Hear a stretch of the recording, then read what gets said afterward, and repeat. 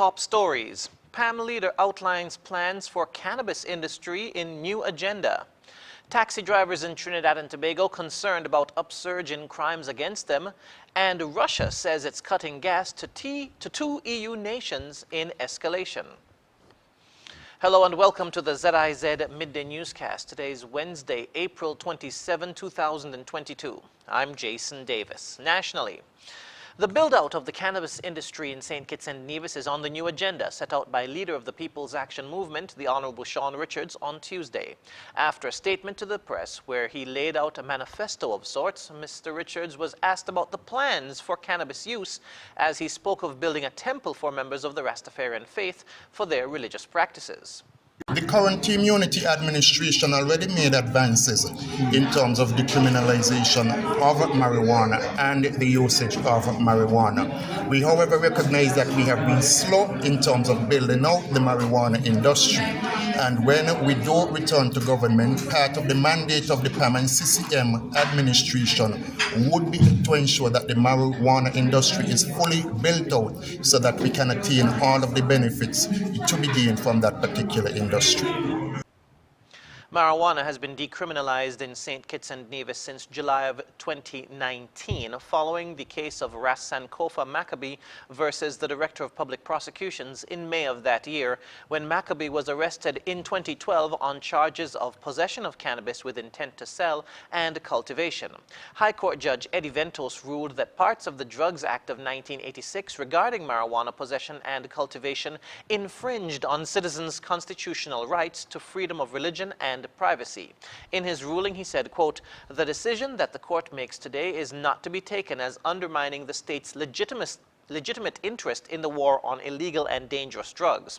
The constitutional issues in this case are narrow ones and focus only on the use, possession, and cultivation of cannabis by adults for use in the Rastafari religion, and also the use, possession, and cultivation of cannabis by adults in private for personal consumption.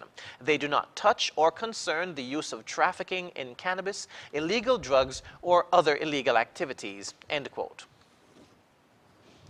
Officials from the traffic department have reported that there has been an increase in minor traffic accidents. During ZIZ Radio's On the Road program on Wednesday, Sergeant Sophia Henry said persons can be charged for these minor accidents in 3 ways. A person can be charged in 3 ways. They have careless and reckless and dangerous driving. That's 48 of the Vehicles and Road Traffic Act. We have 49, which is joking and attention. And we have 50, which is causing death by reckless or dangerous driving. Sergeant Henry said there are a number of things to consider before charging persons with these offenses, one of which is how busy the road might have been at the time of the accident. When someone drives recklessly on a road, and they're being charged for that offense, the police taking consideration of the amount of traffic at the time and persons on the road. So even if the road is full of traffic and you drive in a manner and cause an accident, you'll be likely to be charged for dangerous or reckless driving.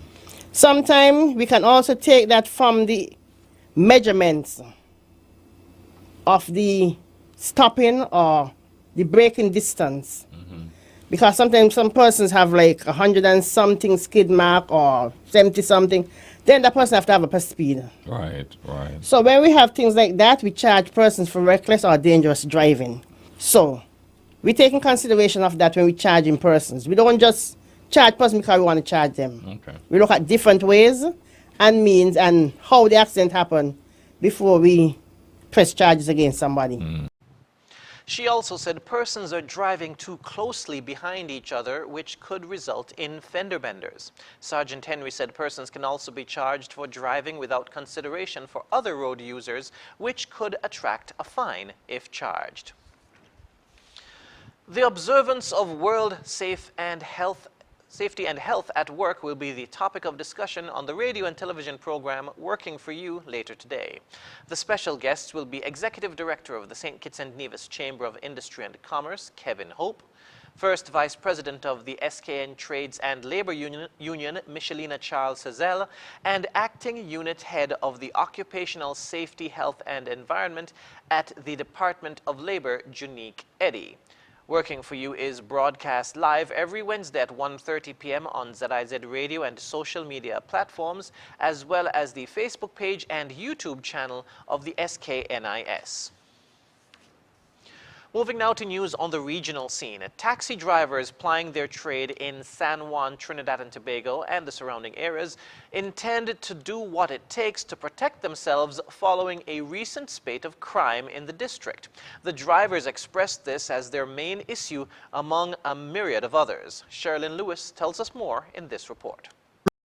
An upsurge in crime and threats on their lives. These are just a few of the security concerns which have been plaguing taxi drivers from San Juan, El Socorro and Barataria. President of the Taxi Drivers Network, Adrian Acosta, says drivers have reached their wits' end. We have recently seen an upsurge in robberies and murders of taxi drivers, right? And we are here today to highlight that situation. Right, we had about 2 taxi drivers from the east that was murdered over the weekend gone, and we have had about 2 taxi drivers who were robbed at gunpoint. Right, so we are calling on the Persons Authority to deal with that situation with immediate effect. Mr. Acosta also made a call to other taxi drivers from different routes to partner with the Taxi Drivers Network, as he says the safety concerns is not just limited to that specific area. Many of our drivers are very fearful for their lives at this point in time, so we are thinking about protecting ourselves. So we will be calling on all taxi drivers who are interested to join with us, join with us and give us the opportunity to lobby on behalf of them. We believe that we need to have our own personal firearms at this point in time. Other issues include an increase in PH drivers loitering by their stand and a removal of the fuel subsidy, which they say will generate losses. Government, persons authorities such as the parliamentarian should take a 25% pay cut and give up all their perks. Right? Not only the citizens of Trinidad and Tobago should be suffering pertaining to this fuel subsidy. Mr. Acosta said they will deliver a letter to the Minister of Finance to highlight their concerns. Sherilyn Lewis, TTT News. Antigua and Barbuda's Prime Minister, the Honorable Gaston Brown, has called for open, constructive dialogue on reparations for slavery.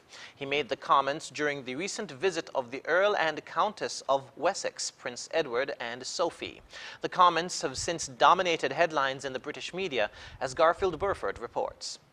The press in Britain and elsewhere in Europe had several headlines from Prime Minister Honorable Gaston Brown's comments. The Independent and Daily Express among the publications which devoted significant attention to the comments from the head of government. In the battle for the most catchy and possibly even most sensational headlines, the Daily Express was definitely out in front with a reference to Royal Tour Fury. It's not quite clear where the fury was. Prime Minister Brown made it clear to the Wessexes the issue of reparations requires open and constructive dialogue.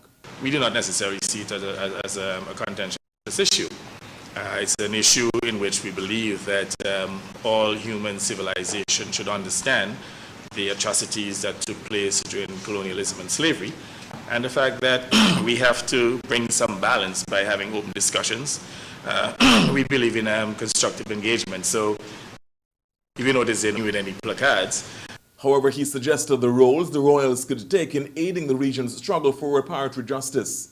We understand that the nature of your job is not to get involved in any contentious issue, but at the same time it's important for you to understand these issues, and so that you can even use your, let's say, diplomatic influence to, build bridges in achieving the reparatory justice that we're seeking here in the Caribbean.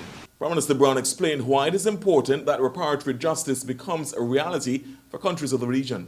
We have to acknowledge the fact that we have been left behind as a result of the situation associated with colonialism and slavery, and that there's some need for some reparations to help us to build capacity so that we can advance at a faster rate, and especially to build resilience.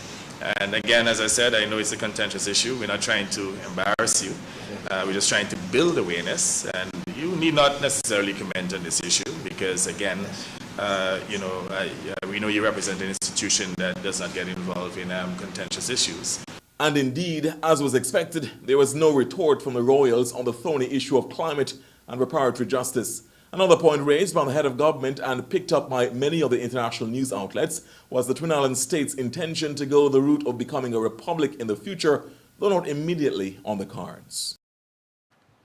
Internationally, Russia opened a new front in its war over Ukraine on Wednesday, deciding to shut off gas to two European Union nations that staunchly back Kyiv, a dramatic escalation in a conflict that's increasingly becoming a wider battle with the West. Here's more.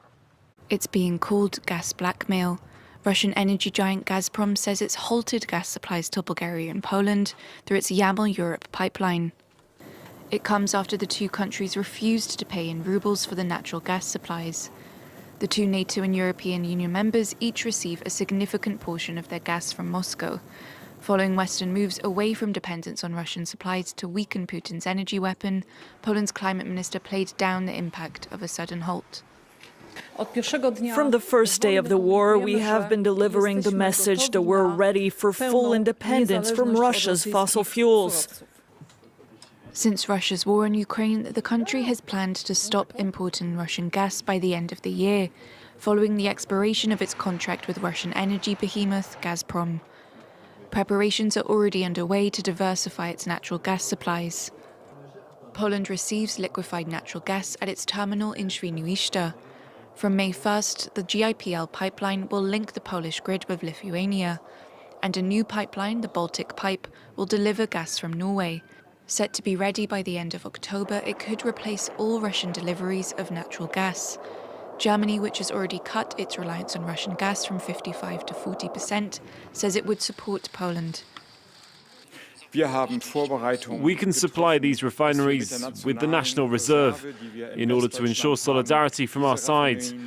We can use national oil reserves to guarantee the transactions of refineries and to support Poland.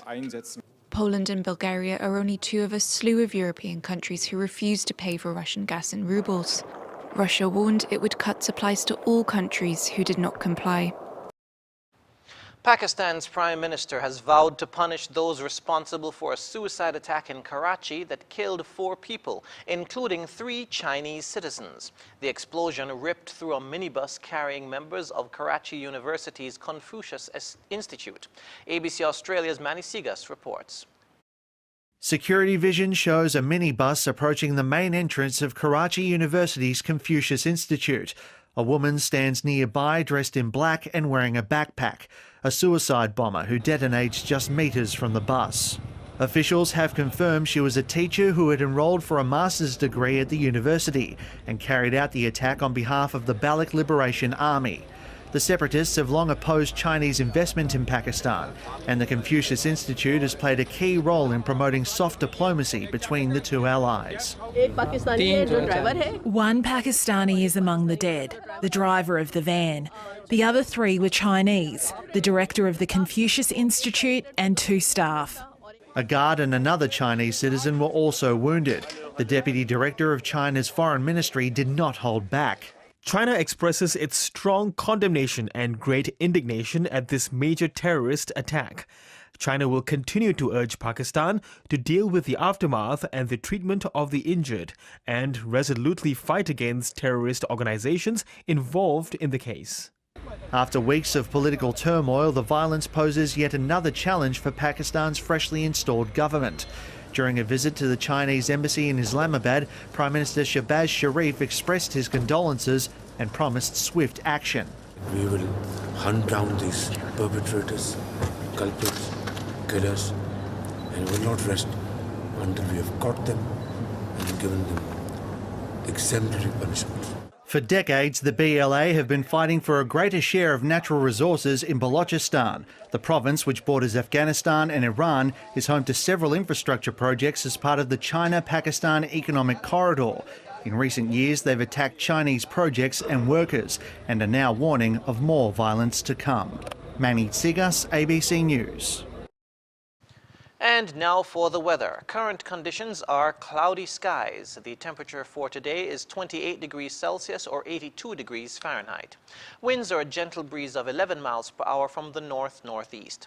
Seas are moderate with waves of 5 to 8 feet and northerly swells of 5 to 7 feet. A high surf advisory is in effect.